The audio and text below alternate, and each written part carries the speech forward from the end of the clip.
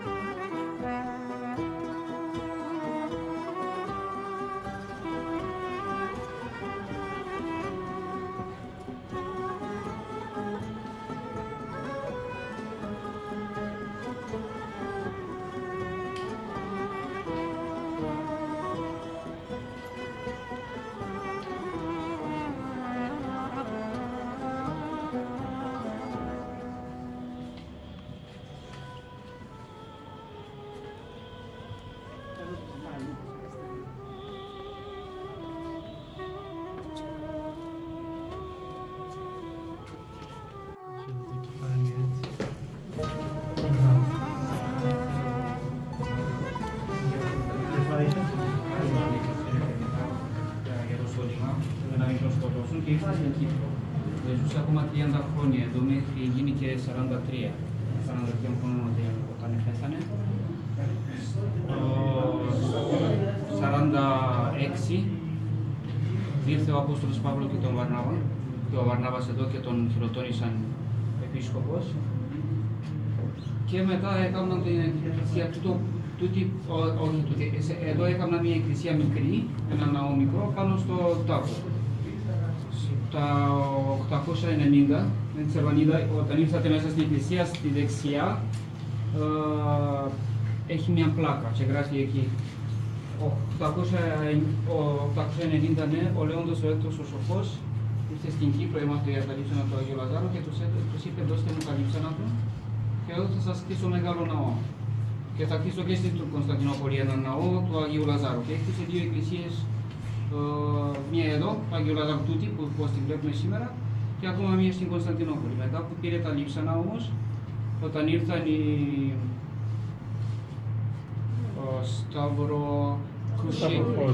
Σταυροφόροι, πήραν τα λείψανα, τα πήρε ο Λεόντος ο Έτος ο Σοφός στην Κωνσταντινούπολη, τα πήραν κάπου στην Ρώμη, στην Ιταλία, συγγνώμη, και από εκεί εξαφανίστηκαν. Τα μόνα κομμάτια μεγάλα που έχουμε του Αγίου Λαζάρη υπάρχουν εδώ στην Κύπρο. Υπάρχουν σε όλο τον κόσμο, αλλά πολύ μικρά πήραν από εδώ. Τούτο είναι ο τάφος του Αγίου. Και αν θέλετε πάνω θα σας πω κι άλλα. Μόνο τούτο είναι για το τάφο.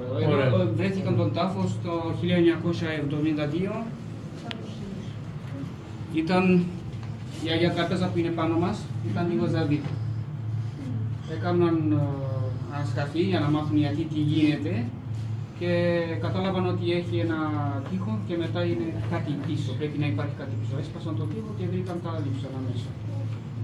Φαίνεται ότι οι Κυπραίοι όταν έδωσαν τα λείψανα στον βασιλιά δεν τα έδωσαν, αλλά κρατούσαν για προστιμή για την πόλη τους. Ναι.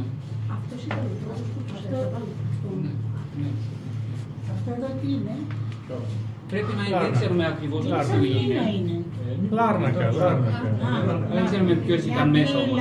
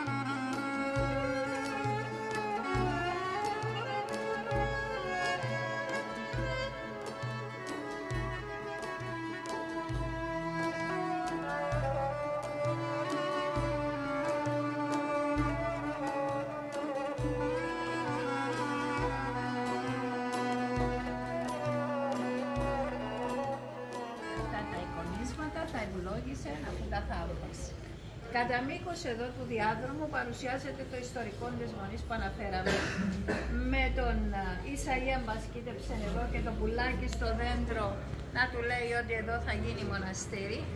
Εδώ μπροστά μας αριστερά ο Αλέξιος Κομνηνός και η κόρη του Γιάννα, η οποία αρρώστησε, και αφού και αυτή θεραπεύεται δίνει το εικόνισμα ο αυτοκράτορας αλλά και χρήματα για να χτιστεί το μοναστήρι. Και από δεξιά βλέπουμε την ημέρα που μεταφέρθηκε το μοναστήρι στην Κύπρο. Στην περιοχή υπάρχουν πάρα πολλά πεύκα τα οποία είναι γονατιστά. Γι' αυτό και στις παραστάσεις βλέπετε τα πεύκα είναι γονατιστά. Η παράδοση λέει ότι από όπου πέρασε το μοναστήρι γονάτισαν, προσκύνησαν και τα πεύκα. Φυσικά όλες αυτές οι παραστάσεις είναι καινούριες. Πριν 30 χρόνια δεν υπήρχε τίποτα. Και πιο κάτω δεξιά παρουσιάζεται το θρονί, η τελευταία πριν τη σκάλα παράσταση. Βλέπετε ήταν ένα χωμάτινο μονοπάτι, έπαιρναν το εικόνισμα, το τοποθετούσαν εκεί όταν δεν είχε βροχές στην Κύπρο και μετά από Λιτανία έφερνε βροχές. Λοιπόν, γεια σας.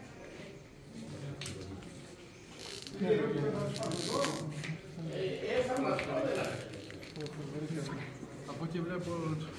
Τα ήδη είπαμε την ιστορία, έτσι θα σας κουράσουμε πολύ. Πάμε κάτω στο νόμο. Λοιπόν, ακολουθούμε.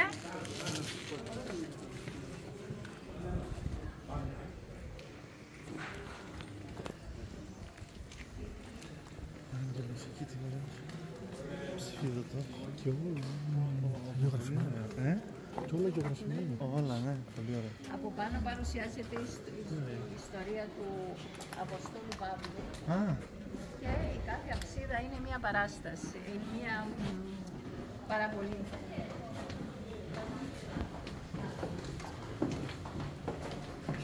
Αυτό να μου καίγεται το ξύλο.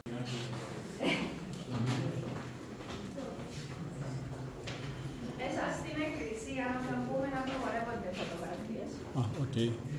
Εδώ μπορείτε να φωτογραφίσετε, αλλά όχι στον ναό.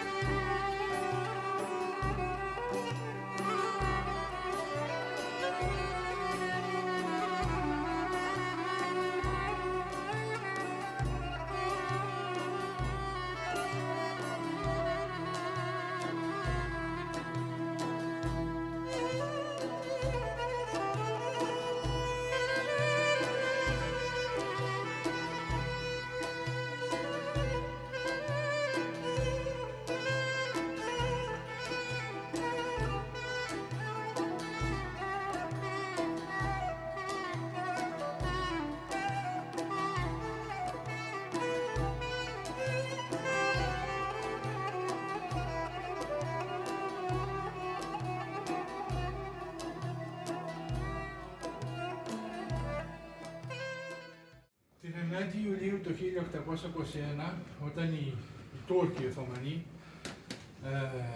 κρέμασαν τον Αρχιεπίσκοπο Κύπρου Κυπριανό και καρατόμησαν τους 3 Μητροπολίτες, ανάμεσα σε αυτούς που καρατόμησαν ήταν και ο ηγούμενος της Μονής Ιωσήφ. Εδώ παρουσιάζει την σφαγή του τότε ηγουμένου της Μονής Ιωσήφ. Μετά από αυτό επέδραμα στο μοναστήρι οι Τούρκοι και φόρτωσαν 32 καμήλες τη Μαλφή. Από αυτά τα τη Μαλφή σώζεται τώρα στο μουσείο που θα πάμε ο λεγόμενος Σταυρός της Μαύρης. Γιατί ονομάζεται έτσι? Επειδή πάνω στο πιάτσικο μια τουρκάλα με λαμψή τον πήρε, τον έκρυψε και μετά από καιρό τον έφερε στο μοναστήρι. Και από τότε έμεινε γνωστός ο Σταυρός της Μαύρης. Επέστρεψε από μόνο. Και εσείς πάνω στον Εύρο προχθές είχατε... ναι, δεν μας αφήνουν ήσυχους.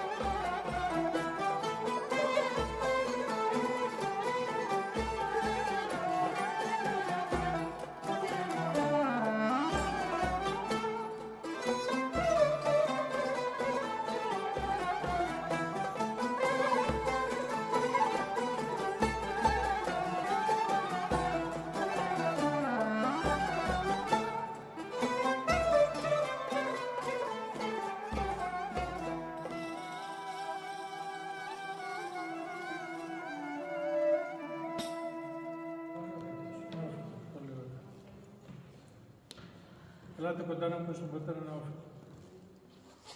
Καταρχήν σας καλωσορίζω ιδιαιτέρως το Σεβασμιότατο και τους πατέρες και όλη τη συνοδεία αυτών.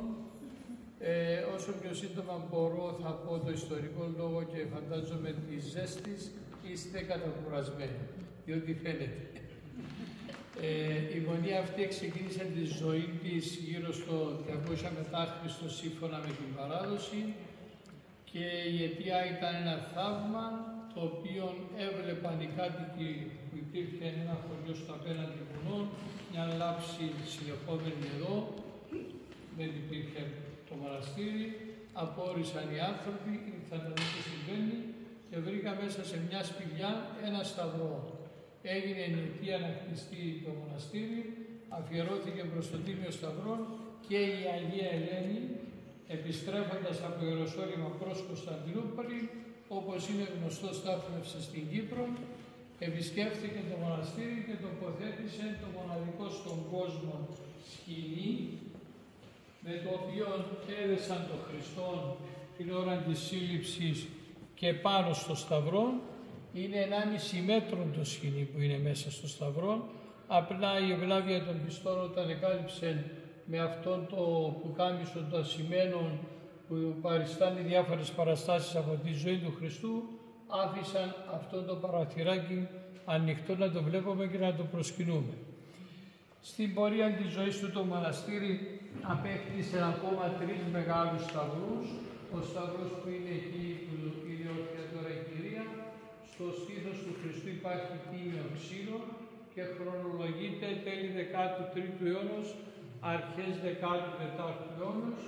Ο σταυρός επίσης εκείνος πάνω το κεφάλι του Χριστού, εκείνο το τετραγωνάκι με τον σχήμα σταυρού που βλέπετε, επισημαίνεται το δεύτερο τεμάχιο του τιμίου ξύλου και ο σταυρός ο τέταρτος είναι δέησης του Αγίου Παναρέτου, ο οποίος ήταν Μητροπολίτης Πάφου 1740 με 1770 και από μια ιδιαίτερη ευλάβεια προς το Τίμιο Σταυρό, όπως το γράφει στο κάτω μέρος, έχει κοσμήσει το σταυρό εκείνον, όπως το βλέπετε, με δικά του έξοδα. Επίσης απέκτησε στην πορεία της ζωής του το μοναστήρι, όπως θα έχετε δει, σωρία λειψάνου μεταξύ του στην κάρα του Αποστόλου Φιλίππου, που είναι ένας από τους 12 μαθητές του Χριστού, η μοναδική κάρα εκ της σχολείας των 12 που βρίσκεται στην Κύπρο και έχει 4 σφραγίδες των αυτοκρατόρων του Βυζαντίου στο σημείο αυτών με βουλδοκαίρι, οι οποίες πιστοποιούν την γνησιότητα ότι πράγματι είναι το Αποστόλου Φιλίππου και όχι οποιοδήποτε άλλο Αγίου. Γνωρίζουμε των υπόλοιπων Αγίων τα ονόματα και είναι αναρτημένα εκεί, μπορείτε να τα διαβάσετε. Η φτώχεια ανάγκασε τους κατοίκους απέναντι χωριού που έχουμε αναφέρει και εγκατέλειψαν το χωριό τους κατοίκησαν γύρω από το μοναστήρι, γιατί αν προσέξετε είναι στο κέντρο του χωριού το μοναστήρι και γύρω το χωριό. Ήταν ο πρώτος λόγος που άρχισαν να το οδηγούν προς διάλυση. Ο δεύτερος και κυριότερος είναι η σφαγή του τελευταίου ηγουμένου. Μπορεί να την προσέξατε την ώρα που κατεβαίναμε την πρωτομήνη εκεί ή όταν θα ανεβαίνουμε στα δεξιά. Αυτός ο ηγούμενος είναι ιεροεθνομάρτυρας, μπορούμε να πούμε, διότι ήταν μέλος της φιλικής εταιρείας, πήγαινε στην Οδυσσόνο που διατηρούσε λιμονή μετόχη, εκτελούσε χρέη για την Ελληνική Επανάσταση, ανακαλύπτοντας οι Τούρκοι τη δραστηριότητά του, την επομένη που είχαν αφορεύσει τον Αρχιεπίσκοπο Κυπριανό και τους άλλους Μητροπολίτες, του έκοψαν το κεφάλι. Ήταν διασφαγής ο θάνατός του και οδήγησε το μοναστήρι με πολλά πιο γρήγορο ρυθμό προς διάλυση. Η επίσημη διάλυση έγινε το 1917, όταν δεν είχε πλέον μοναχούς και απέτησαν οι κάτοικοι από τη Μητρόπολη Πάφου, στην οποία ανήκουμε, να αγοράσουν την περιουσία της Μονής. Και όσοι ήταν εντός περιφέρειας ομόδους, πωλήθηκε μετά από απόφαση της Ιεράς Συνόδου στους κατοίκους και διαμενήθηκε με κλήρο που έλεγε το τεμάχιο και το ποσό που θα πλήρωναν οι άνθρωποι. Η εκτός ομόδους περιουσία περίφερε στα χέρια της Μητροπόλεως Πάφου που ανήκω. Ο πρώτος ναός ήταν σταυροειδής όσο πλάτος έχει το κεντρικό τέμπλο μέχρι την πρώτη γραμμή των στασιλείων που κάθεται η κυρία τώρα εκεί, λόγω του ότι ξεπερνούσαν τους 1500 οι κάτοικοι, δεν τους αφορούσαν, το χάλασαν και χτίσαν αυτό το 1858, χρησιμοποιώντας ξανά το κεντρικό τέμπλο, την Αγία Τράπεζα, το προσκυνητάρι, τον Άδωνα και 2 θρόνους. Ο δεσποτικός είναι ο σύγχρονο και ο οικουμενικός είναι στο εικονοσκευοφυλάκιο της Μονής, τα οποία έχουν καλυφθεί διακόπου και πόλου, κόπου και μόχθου πολλού παρά του δούλου του Θεού Δοσιθέου Ιερομονάχου, όπως γράφει η επιγραφή πίσω από τον Τίμιο Σταυρό.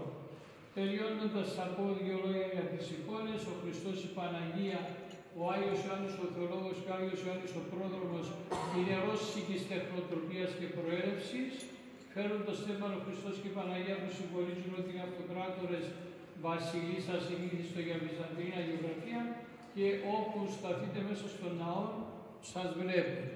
Τα μανουάλια, η καμπάνα του 1812 που είναι η πρώτη καμπάνα που είχε επί τουρκοκρατίας, Χριστοϊφάντων επιτάφιο στο εικονοσκευοφυλάκιο που βρίσκεται και δισκοπότηρο και άφια ιερούς και διακόρου.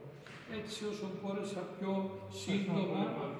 Τώρα εγώ έχω την καλή διάθεση ως πρώτη φορά που είστε εσείς σεβασμιότατοι και οι πατέρες και οι υπόλοιποι προσκυνητές, θα φέρω τον Τίμιο Σταυρό εδώ, να προσκυνήσουν και αν είναι κάποιος από τους πατέρες ή εσείς αν θέλετε εγώ φορά, θα βγάλουμε και την γάρα του Αποστόλου Φιλίππου.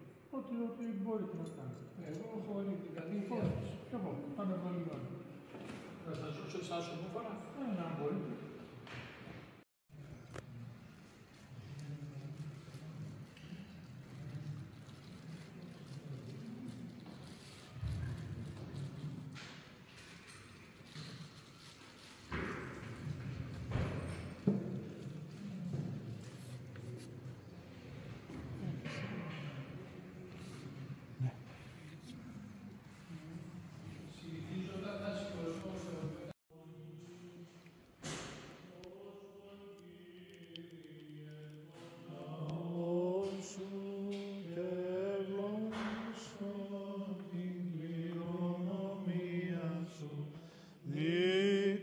Της βασιλεύση κατά βαρβάρων δωρούμενος και τόσων φυλάτων δια του σταυρού σου πολιτεύμα.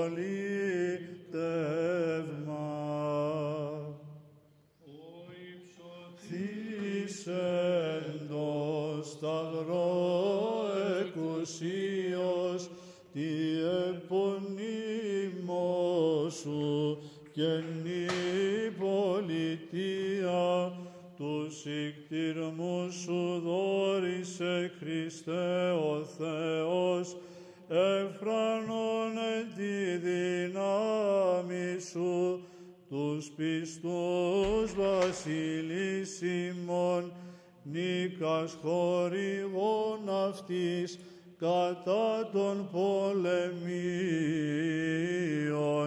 την συμμαχίαν έχει εν την συν όπλων ειρήνης αήτητων τρόπεων.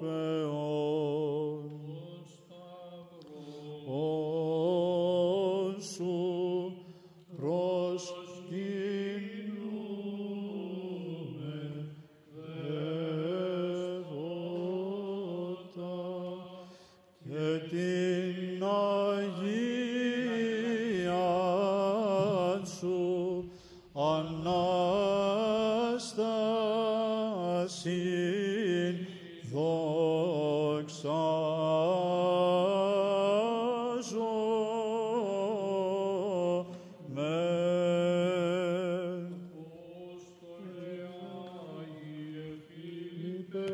πρέσβευε το ελεήμον Θεό, ειν απτεσμάτων αφέση παράσχητες ψυχές ημών.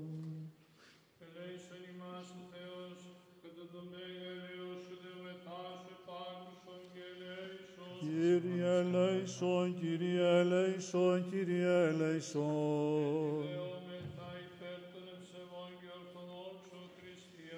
Κύριε ελέησον, Κύριε ελέησον, Κύριε ελέησον. Δεόμεθα υπέρ του Πατρός και Αρχιεπισκόπου ημών Νικητού και πάσης της εν Χριστώ ημών αδελφότητος. Κύριε ελέησον, Κύριε ελέησον, Κύριε ελέησον. Δεόμεθα υπέρ ελέους ζωής, ειρήνης, υγείας, σωτηρίας, επισκέψεως, συγχωρήσεως και αφέσεως των αμαρτιών των δούλων του Θεού, Βαρθολομαίου αρχιερέως με τα παντός του ποιμνίου αυτού και πάντων των ευλαβών προσκυνητών μετά των οικείων αυτών. Κύριε ελέησον, Κύριε ελέησον, Κύριε ελέησον. Ότι ελεήμων και φιλάνθρωπος Θεός υπάρχεις και σε την δόξα να αναπέμπουμε το Πατρί και το Υιό και το Αγίο Πνεύματι νυν και αεί και εις τους αιώνας των αιώνων. Δόξα Πατρί και Υιό και Υιό Πνεύματι και νυν και αεί και στους αιώνας των αιώνων. Αμήν. Κύριε ελέησον, Κύριε ελέησον, Κύριε ελέησον, Δέσποτα Άγιον ευλόγησον. Δόξα τω Θεώ Θεός και Σιμών Κύριε δόξα. Χριστός ο αληθινός Θεός ημών, Δεσπορίς Παναχράντης και Παναμόμου Αγίας Αρχιμητρός, δυνάμει και ζωοποιού σταυρού, άρη του Παναγίου και ζωοδοφού τάφου, προστασίες δημήνων ουρανίων αήλων δυνάμεων σωμάτων, οικεσίες του μείων δόξου προδών και του Ιωάννου, των Αγίων δόξων και πανεφήμων Αποστόλων, των Αγίων δόξων και πανεφήμων Αποστόλων, Φιλίππου, του Θαυματουργού, του Αγίων δόξου και πανεφήμου Αποστόλου Παρθένου Ηγαπημένου Ιωάννου του Θεολόγου, των Αγίων δόξων Αποστόλων των 12 και των 70, των Αγίων δόξων της Αποστόλων, των εδόξων των Αγίων Ιεραρχών, των Αγίων δόξων Μεγάλων Μαρτύρων και Ελληνικών Μαρτύρων, Αμφανών Μαρτύρων, Έθνων Ιερομαρτύρων, των Αγίων δόξων 5 και 10 Μαρτύρων, των Αντιβολοπόλων Βαλμιζάντων, πόλεμου της πόλης της Κυλικής και αυτών της Ιεράς Μητροπόλης της Κυλικής, των Αγίων Θαυματουργών και Ιαματικών Αργύρων, των Αγίων και Δικαίων Θεοπατώρων Ιακήμ και Άννης και πάνω των Αγίων Ορεήσεως ημάς, ο Σαράδος Φιλάνθρωπος και Λίμων Θεός. Διευχών των Αγίων Πατέρων ημών, Κύριε Ιησού Χριστέ ο Θεός ημών, ελέησον και σώσον ημάς. Διευχών του Αγίου Δεσπότου ημών, Κύριε Ιησού Χριστέ ο Θεός ημών, ελέησον και σώσον ημάς. Να ευχαριστήσουμε πολύ τον Πατέρα, ο οποίος είχε την ευγενή καλοσύνη να μας δώσει αυτή την πνευματική ευκαιρία να προσκυνήσουμε τον Τίμιο Σταυρό, το σκηνή με το οποίο χρησιμοποιήθηκε στη Σταύρος του Κυρίου μας, αλλά και την κάρα του Αγίου Αποστόλου Φιλίππου, του Θαυματουργού. Εύχομαι αυτή η πνευματική ευκαιρία, η οποία μας δόθηκε σήμερα, να μας ωφελήσει, ούτως ώστε να μπορέσουμε να συνεχίσουμε το όμορφο αυτό προσκυνηματικό μας ταξίδι στην Αγιώνισο και Μεγαλόνισο Κύπρο. Εγώ σας ευχαριστώ και κάθε καλό, ευλογία και δύναμη στο αρχιερατικό σας έργο. Ευχαριστώ πολύ, Γιώργο. Και σε όλη τη μητροπολιτική σας περιφέρεια. Όπως έχω πει, είναι 1,5 μέτρο το σκηνή, έχει αυτές τις διαστάσεις, τοποθετώντας το η Αγία Ελένη οριζοντίως και καθέτως για να σχηματιστεί το σχήμα του Σταυρού, και αν το προσέξετε φαίνονται πολύ ξεκάθαρα τα αίματα του Κυρίου επάνω. Ας πεις φωτογραφία με το Γιώργο, έτσι. Κύριε, σίγουρα. Όχι, άμα έχεις πάρει. Άλλη,